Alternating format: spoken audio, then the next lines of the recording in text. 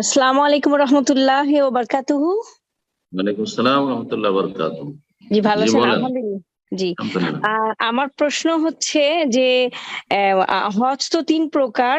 তামাক্তু হজ, তামাক্তু হজ, মুফরাদ হজ আর কিরণ হজ। তো আমরা America, Canada থেকে যেয়ে কোন হজটা করব, কোন হজটা আমাদের জন্য উত্তম এবং তামাক্তু হজ যদি করি তাহলে কি ওমরাটা আগে করে হালাল হয়ে তারপরে কি আবার হজটা করতে হবে? আপনি যদি আমাকে নিয়মটা একটু বলতেন ইনশাআল্লাহ। জাযাকাল্লাহ খায়ের। হজের উপরে আমার অনেকগুলি আলোচনা আছে। হজের কার্যবলী আর হজের বিধিবিধান, এইভাবে হজের মাসাইল অনেকগুলি আলোচনা আছে। আশা করি ইউটিউবে সার্চ দিয়ে সব শুনে নিতে পারবেন। আর অনেক আমার কাছে টেলিফোন আছে, মেসেজ আসছে যে আপনার সেই আলোচনা শুনে আমি শুরুতে শেষ পর্যন্ত পুরো সুন্দরভাবে হজ করেছি, একটি আলোচনা শুধু শুনে।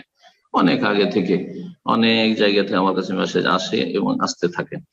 তো আশা করি সেটা যথেষ্ট। আর এই আলোচনা আপনার হজের নিয়ম বলার জন্য নয়, তবে এতটুকু বলার জন্য যে ৩ হজের মধ্যে সবচেয়ে উত্তম হজ হচ্ছে হজে তামাত্তু। আর হজে তামাত্তুতে প্রথম সেপারেট উমরা করতে হয়, প্রথম উমরার নিয়তে আসতে হয়, তারপর উমরা করে হালাল হয়ে থাকবেন। আর ৮ তারিখ আবার শুধু হজের এহরাম বাঁধবেন আর তারপরে মেনা যাবেন। এইভাবে হজের কাজগুলি সম্পাদন করবেন, মাঝখানে হালাল হতে পায়, সেই জন্য হজে তামাত্তু বলা হয়। কেরান মানে মিলিয়ে নেওয়া, দুটোর নিয়ত একসাথে মিলিয়ে নেওয়া। যখন প্রথম এহরাম করবেন তখনই হজ উমরা দুটোরই একসাথে নিয়ত করবেন, সেই জন্য কেরানকে কেরান বলা হয়। মুফরাদ বা ইফরাদ মানে একটা, তো শুধু হজ হয় উমরা তাতে হয় না, শুধু হজের নিয়ত করা হয়, সেই জন্য হজে ইফরাদকে ইফরাদ বা মুফরাদ বলা হয়। জি। আসসালামু আলাইকুম শেখ।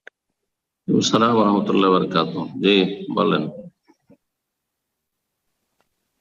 শেখ, বর্তমানে আমাদের আহলে হাদিস সালাফি ভাইদের ভেতরে একজন আলেমকে নিয়ে খুব সমালোচনা চলছে। দুই দল দুই ভাবে বিভক্ত হয়ে যাচ্ছে। এখন বিষয়টি স্পষ্ট নয়, এইভাবে বিভক্ত হওয়াটা কি কোন ধরনের বিষয়?